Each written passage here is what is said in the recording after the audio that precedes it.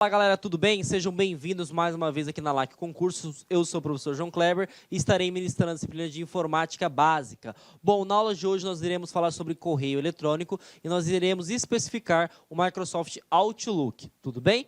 Então, sem mais delongas, vamos entender o que seria correio eletrônico.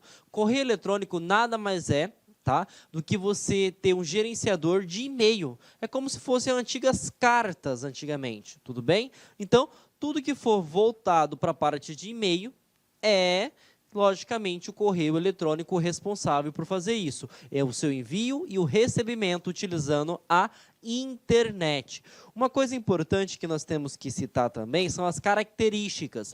Um correio eletrônico ele pode ser gratuito, logicamente que temos pagos também. Ele possui alta velocidade, só que ele é diferente de instantâneo.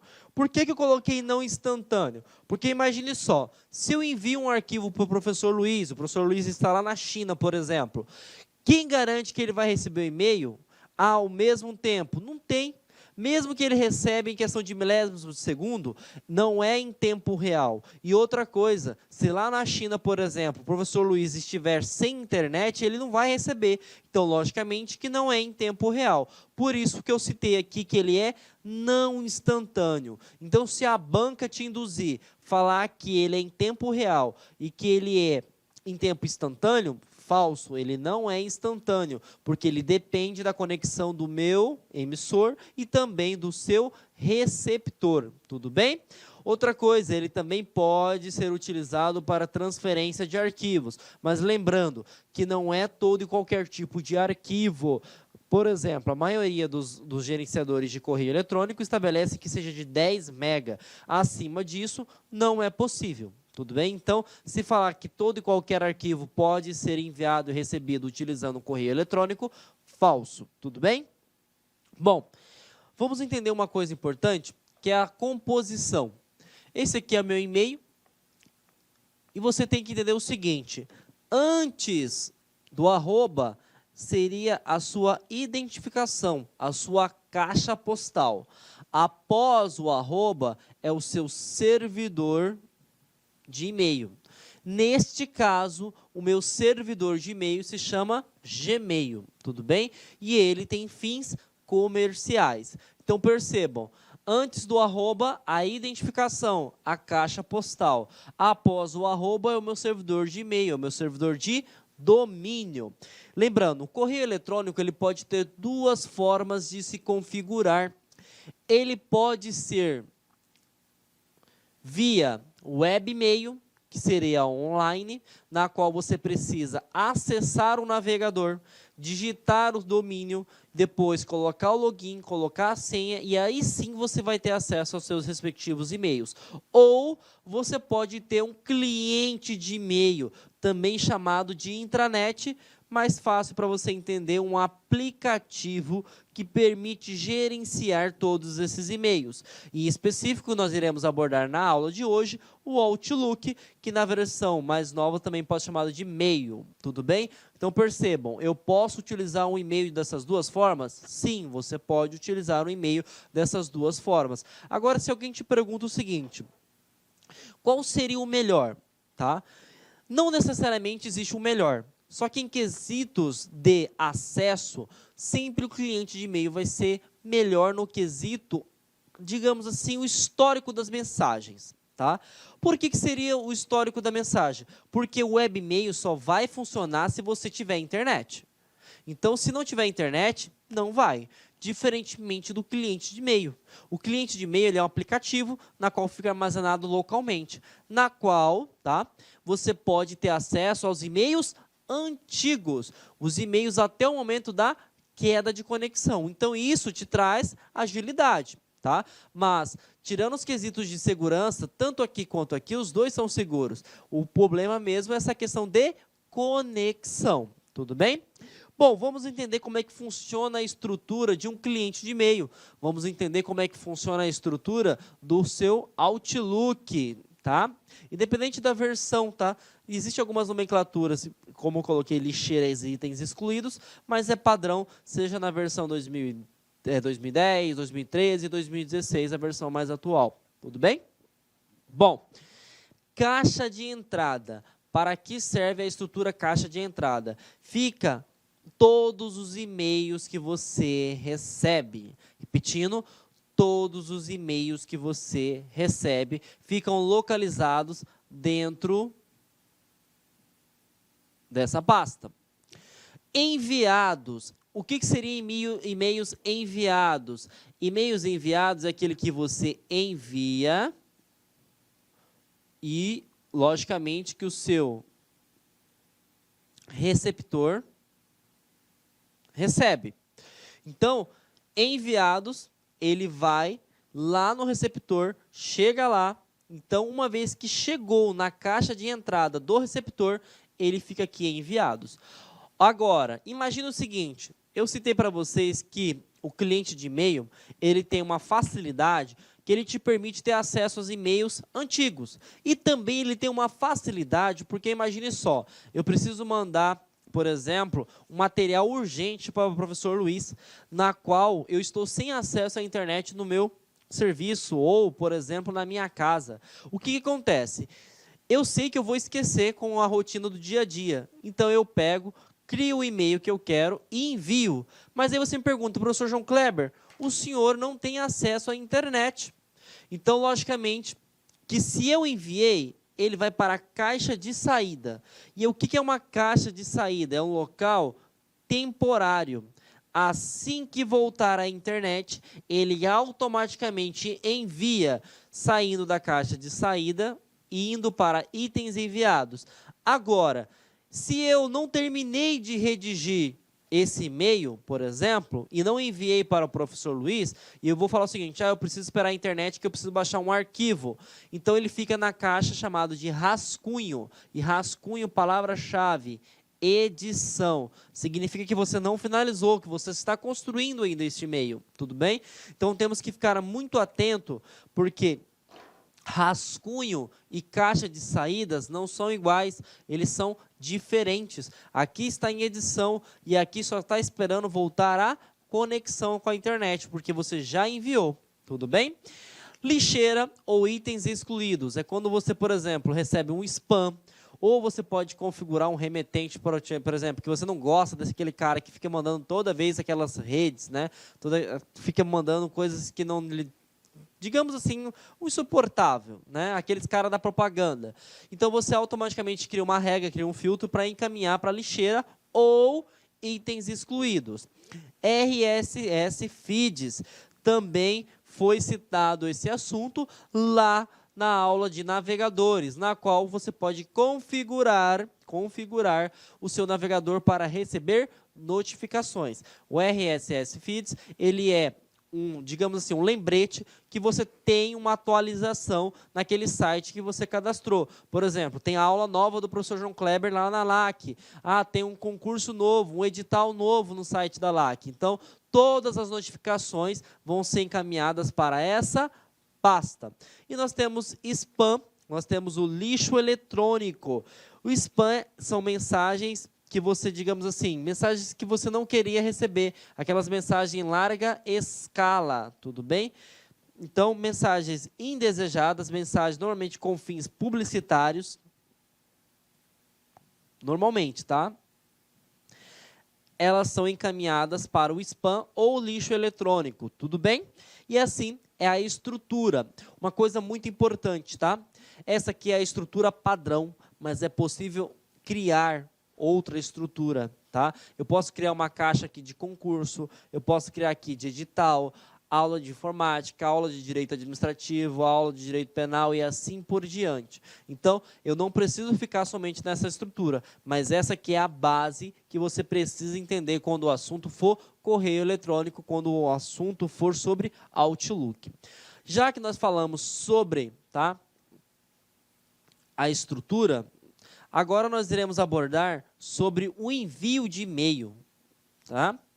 Quando você vai enviar um e-mail, gente, você tem 3 formas de se enviar, tudo bem? Todo mundo vai ter acesso ao mesmo e-mail e todo mundo vai ter acesso aos contatos que estarão presentes nesse e-mail.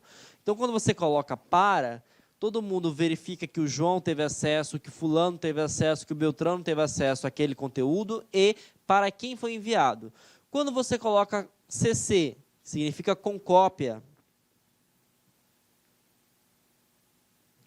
Você envia um e-mail e a pessoa identifica que ela está sendo monitorada ou que está tendo o acompanhamento de uma outra pessoa. Normalmente a gente faz o seguinte, ó, eu preciso encaminhar um e-mail, por exemplo, ao meu superior e também tenho que mandar para uma outra pessoa para que ela acompanhe a resposta do meu superior para dar andamento no processo. Então, eu respondo para o meu superior e coloco com cópia para essa pessoa que precisa dessa resposta. Logicamente que o meu chefe vai identificar que eu mandei com cópia, que tem uma outra pessoa que está monitorando toda a nossa conversa. Então, com cópia significa dessa forma. É uma forma de acompanhamento. Tá? CCO. CCO é com cópia oculta. Muitas pessoas levam na maldade isso, né? Mas, na verdade, eu vejo como uma forma de você se precaver. Por que eu falo que é uma forma de se precaver? Quando você envia um e-mail com cópia oculta, normalmente é porque você tem assim um sinal de exclamação, uma dúvida, uma pulga atrás da orelha. Então, imagine o seguinte, meu chefe pediu um e-mail, né? Eu encaminhei o e-mail, mas eu coloquei com cópia oculta para o meu colega do lado da sala. Por que eu coloquei para o colega do lado da sala? Porque se o meu chefe, um dia, ou algum momento, falar, ó, eu te mandei você fazer isso e você não respondeu até o momento, eu falo, não, eu enviei, e tanto é que fulano de tal está ciente disso. Mas como? Porque ele teve acesso com cópia oculta. O teu chefe não sabe que ele estava sendo monitorado. O teu chefe não identifica, mas todo mundo que está com cópia oculta tem acesso aos e-mails que está em para, aos e-mails que está com cópia, e ele consegue visualizar o conteúdo também. Uma coisa que já caiu em concurso público e nós temos que ficar atentos, eu não sou obrigado a colocar contatos para contatos para com cópia ou contatos para CCO. Para enviar e-mail eu preciso de um somente um. Seja CCO, seja CC, ou seja para. Porque para estabelecer uma comunicação eu preciso do emissor e do receptor. Agora, se vai ser normal, se vai ser com cópia ou se vai ser com cópia oculta, isso pouco me importa. Eu tenho que estabelecer somente um dos três. Tudo bem? Então, se ele falar que eu preciso obrigatoriamente criar para e com cópia, para com cópia com CCO, mentira. Você tem que ter, no mínimo, um. Bom, respostas automáticas, outra coisa que é bem interessante. As respostas automáticas, normalmente utilizado quando você tem um período de folga, quando você está com atestado médico, quando você está com férias, recesso no final do ano, você, toda vez que a pessoa te encaminhar um e-mail, né, você sabendo, o Outlook sabendo que você criou essa regra, que você não está trabalhando, que você está ausente, ele informa essa pessoa que enviou o e-mail e fala, olha, o professor João Kleber ele não está trabalhando, o professor João Kleber está em Cancún, quem me dera, né?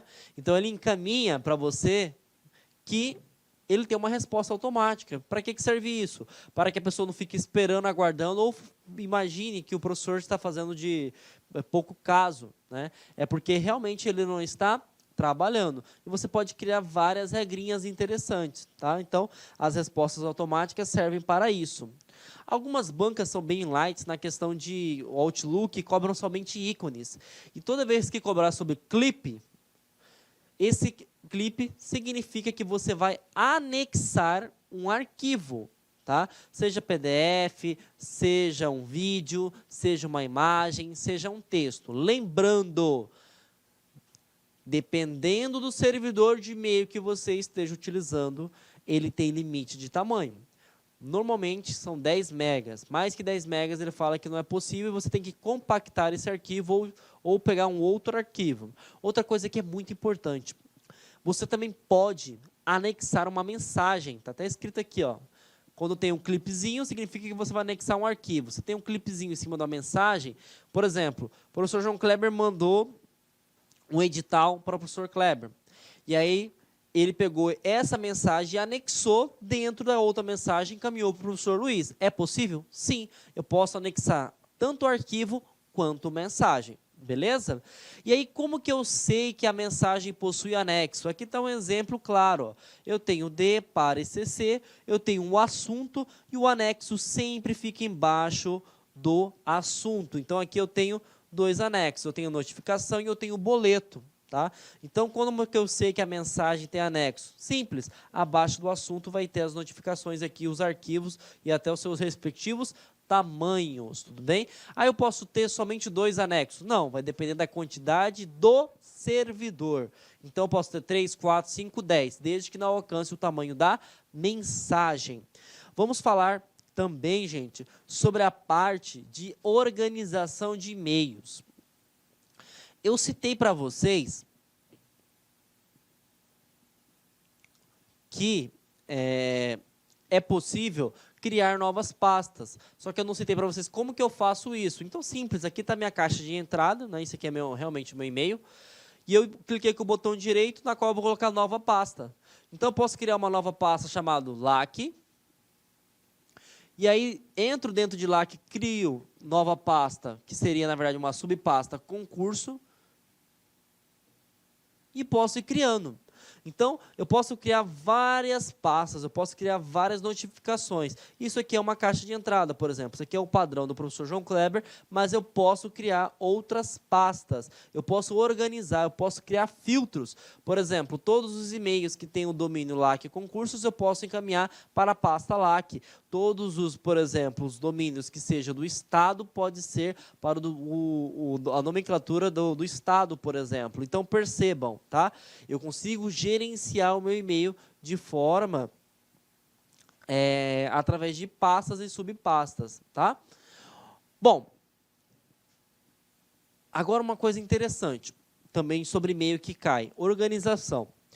Quando você manda um e-mail muito importante, e aí você quer ter a certeza que a pessoa recebeu, que a pessoa leu aquele arquivo, você pode colocar uma regrinha.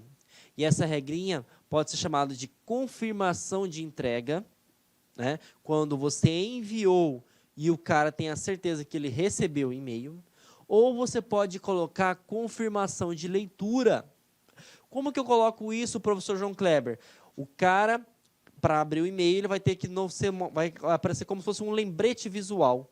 Ele fala assim, ó, essa mensagem solicita confirmação de leitura. E aí ele vai colocar o sim e automaticamente vai chegar uma mensagem para ti.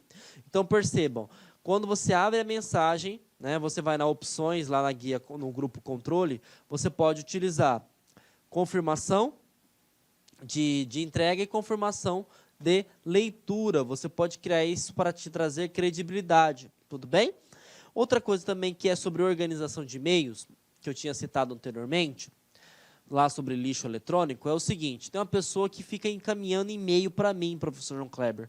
Eu posso bloquear esse cidadão? Bloquear esse cidadão você não consegue, tá? Mas você consegue criar regras de filtro. E como que seriam essas regras de filtro?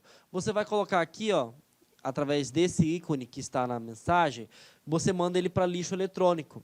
Isso aqui é do 2010, isso aqui é de 2010, isso. E isso aqui é 2003, 2016, tá? Mas praticamente o ícone é o mesmo, não tem muita diferença. O que acontece? Quando você clicar nessa setinha em informar o contato da pessoa, todo e qualquer e-mail que essa pessoa mandar não vai chegar na sua caixa de entrada. Ele automaticamente vai para lixo eletrônico. Outra coisa importante, o lixo eletrônico ele é como se fosse a lixeira do sistema operacional Windows. Ele tem um tamanho. Então, você pode restaurar o e-mail que está no lixo eletrônico? Claro que pode. Você pode até tirar o filtro se você quiser. Não, agora esse cara a gente fez as pazes, a gente vai voltar a conversar. Mas tem que lembrar o seguinte, dependendo do tempo que o seu e-mail esteja anexado lá dentro, você pode ter perdido todos os seus arquivos. Não perdido seus arquivos do e-mail em si, mas que esteja dentro do lixo eletrônico, porque ele vai armazenando conforme o tempo, e aí se você esperou muito tempo, tem arquivos mais novos, ele vai deixando os mais recentes. Tudo bem? Então percebam, é possível bloquear as pessoas os contatos, mas não é possível bloquear em si de você. Olá, meus amigos! Inicialmente eu quero pedir licença para vocês, pois interrompi os seus estudos, mas essa videoaula aqui da Lá Concurso é uma videoaula demonstrativa para você conhecer a qualidade do nosso site, conhecer os nossos professores. E quero passar um recado para você. Se você quer continuar a assistir o restante dessa videoaula, você quer fazer um dos nossos cursos específicos para a Prefeitura de Lucas do Rio Verde, então clique aqui embaixo e converse com um dos nossos atendentes. Atenção, os nossos cursos, nós temos 8, 9 cursos a partir de R$20. É isso mesmo, né? Professor, quais são os cursos da Lá Concurso? Olha aqui, temos 3 conhecimentos básicos, né? Um para fundamental, médio e superior. Todos eles, a partir são 10 parcelas de R$20. Tá? Curso aí para técnico administrativo educacional, área da secretaria, 10 de 35. Ajudante administrativo, 10 de 35. Fiscal de postura, 10 de 35. Fiscal de tributos, 10 de 35. E, claro, a nossa cereja do bolo, professor de pedagogia, 10 de 35. Inclusive, a nossa professora titular aqui da Lá Concursos, para quem não conhece a Lá Concurso é uma empresa cuiabana. Nós estamos trazendo o quê? Estamos trazendo a professora Márcia Argil, lá do Rio de Janeiro. Ela chega dia 28 para gravar completaço o quê? A parte de conhecimentos específicos, que é a parte pedagógica.